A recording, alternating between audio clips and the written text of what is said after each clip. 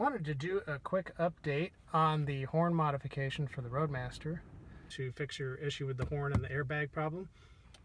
Going forward, if I ever did another Roadmaster, I would put the button on the back side. Aesthetically, then you wouldn't see it either, which would be kind of nice. I've had this set up for a couple years, I guess now. My usual hand position when I'm driving, my hands are over here more, and you have to really go out of your way to push the button, because I don't drive with my hand like this, where the thumb is going to be right there. It also could be the buttons I chose, because I like this flush metal button. It was a nicer quality button. Maybe one that protrudes more would be easier to hit. Like you see those ugly little red ones that look like old arcade buttons from way, way back, for those of you who remember those.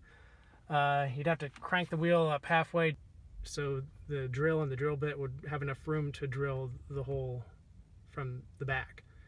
There's just not quite enough room between the steering wheel and the dash to really get it in there. So that's the only minor challenge you probably run into to install it. But I think it'd be worth it, because I think it's a lot easier. Like probably the middle finger would be your trigger finger when you're beeping, or your index finger. Either one, it's a lot easier, I think, when you're driving, to curl your fingers than to reposition your hand and your thumb. And you really got to get the tip of your thumb on it to really be able to push it.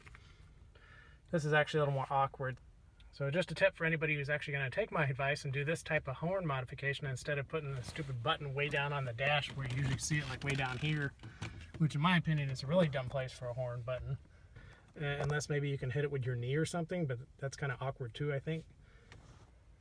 But anyway, yeah, this is what I would do, and you could either do just one side or both. I would recommend doing both. But that's my updated tip after living with this setup for a couple years.